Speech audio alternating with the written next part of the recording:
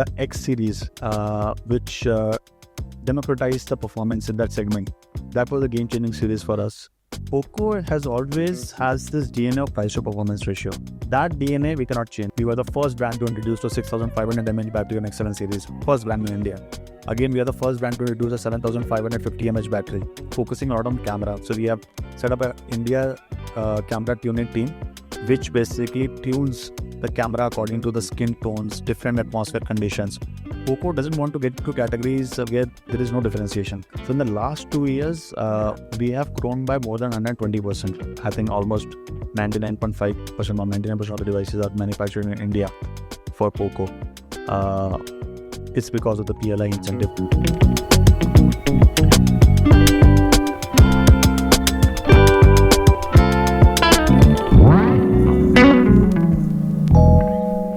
So let's begin with perhaps just a normal journey of Poco. Now, you've been in Poco, as you yourself mentioned, for the longest of time. You're an industry veteran. How have you seen the market evolve over the years? So market, if you see the overall market, it is definitely going into the premiumization end. So 6 years back or 7 years back when Poco F1 was launched, 20,000 rupees device was known as a flagship killer.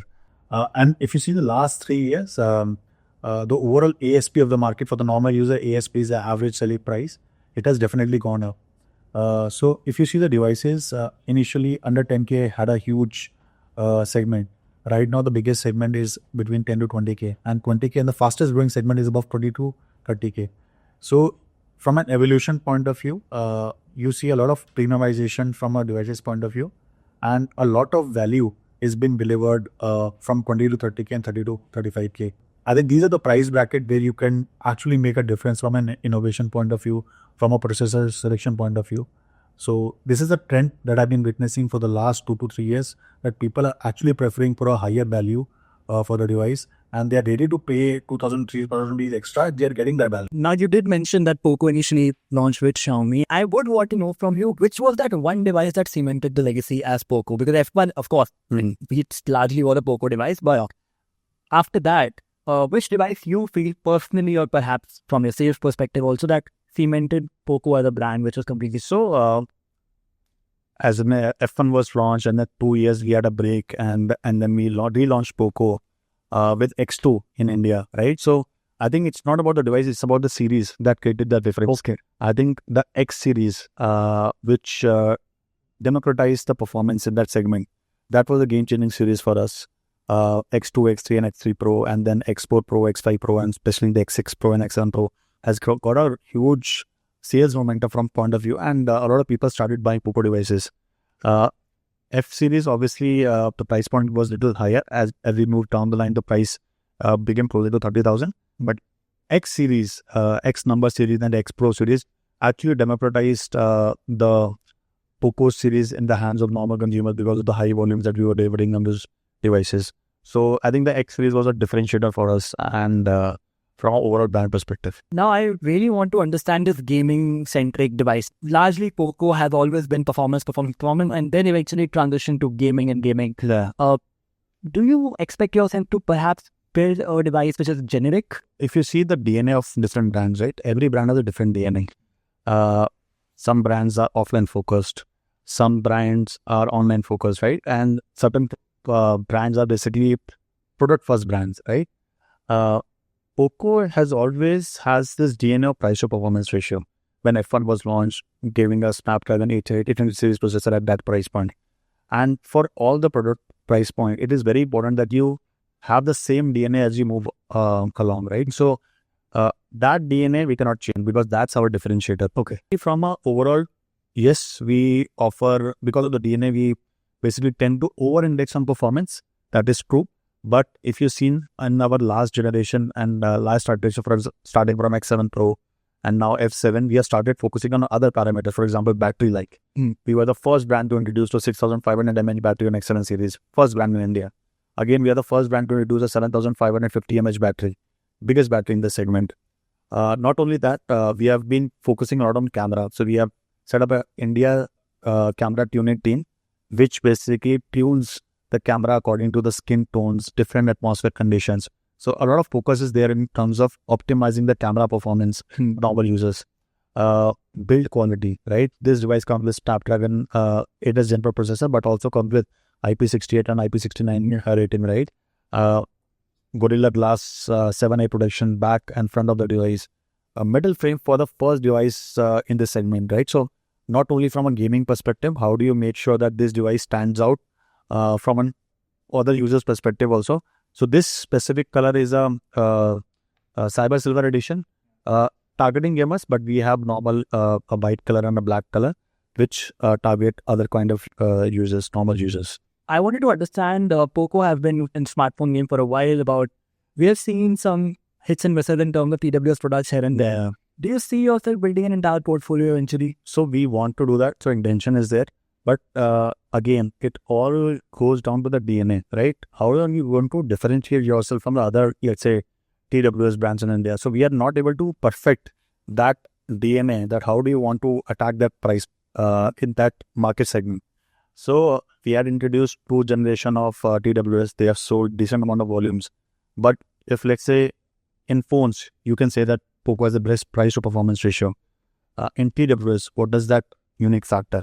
So I'm yet to connect or basically highlight or basically focus on that form factor or let's say differentiator in that segment.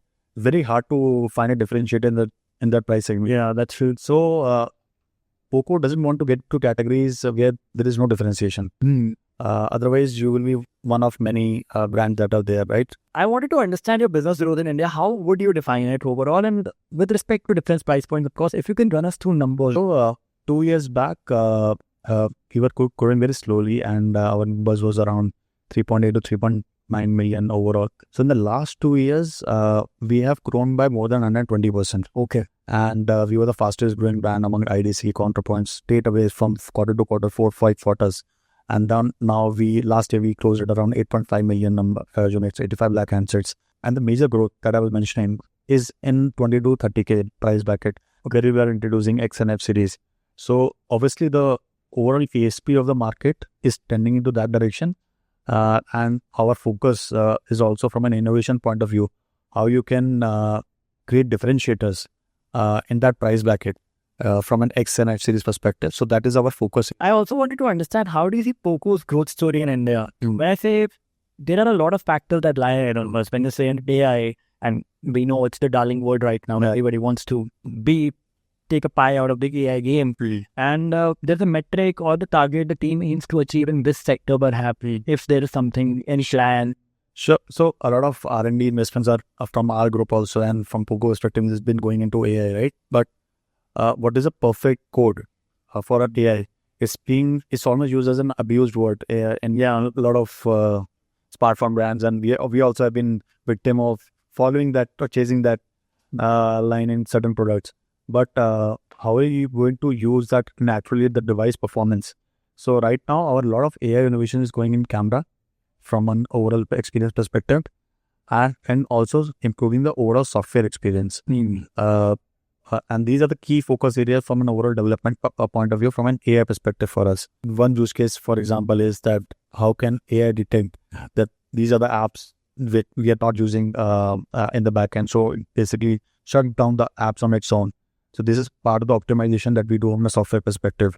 So these are the kind of stuff that we are doing from an overall AI perspective. I've also wanted to understand the manufacturing part. If you could run through the numbers or share numbers, how Poco manufacturing is spread out in India right now in terms of Make in India, Poco devices, and how many are assembled, how many are made, if you can run through us, and challenges as well that you're facing in India. We operate out of different factories. So one is in Chennai, obviously, and 2 are in North.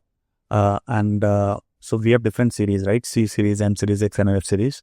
And the production is basically given according to the volumes in different factories. Since there's a lot of government push in the last 2 to 3 years to manufacture in India, so most of the devices, I think almost 99.5% or 99% of the devices are manufactured in India for Poco.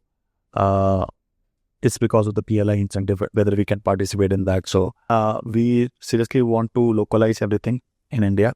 So finding the right vendors from a localization point of view, localization of camera, battery, other things, right? So I would not say challenges, but from a cost optimization point of view, how do you balance between a cost as well as a quality? So these are the key things that we basically make sure these are being balanced when we are manufacturing a product. Government is also doing one thing. They are moving, I think, in the next game from a PLI, from a overall manufacturing perspective to a component perspective. Yeah.